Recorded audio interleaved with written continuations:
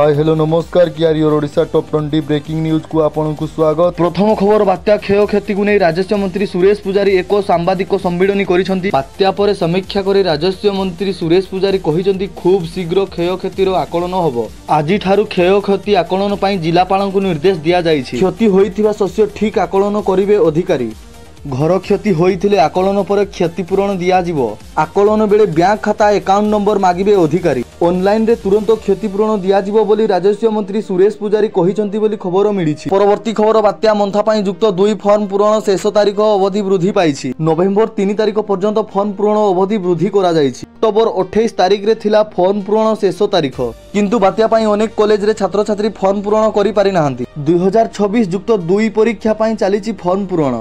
परवर्ती खबर आज यही सब जिले में प्रबल वर्षा सतर्क सूचना जारी कला पाणीपाग विभाग। गोटे पटे बात्या प्रभाव में राज्य में प्रबल वर्षा लगी रही एवं आज राज्यर मालकानगिरी, कोरापुट, नवरंगपुर, कलाहांडी, गंजाम, गजपति, रायगड़ा, सुंदरगढ़, केन्द्रापड़ा, केन्दुझर, मयूरभंज, बालेश्वर, भद्रक जिले में प्रबल अधिक प्रबल वर्षा संभावना रही। एपटे मयूरभंज सर्वाधिक वर्षा 105 मिलीमीटर रेकर्ड करा जाइछि। परवर्ती खबर रेशन कार्ड को नहीं जोगाण मंत्री बड़ घोषणा। एमानंकु मिलिबनी चाउल केआईसी करिनथिले आसंता मासरु बंद होबो चाउल।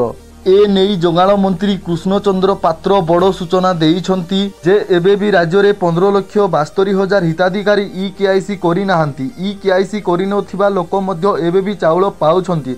तेणु एमानकु रेशन कार्ड बंद करा दिया जिवो। जो माने ई केआईसी करिवे नाही सेमानंको पई चाउल मिलिबो नाही। परवर्ती खबर सरकार देबे 90,000 टंका ऋण।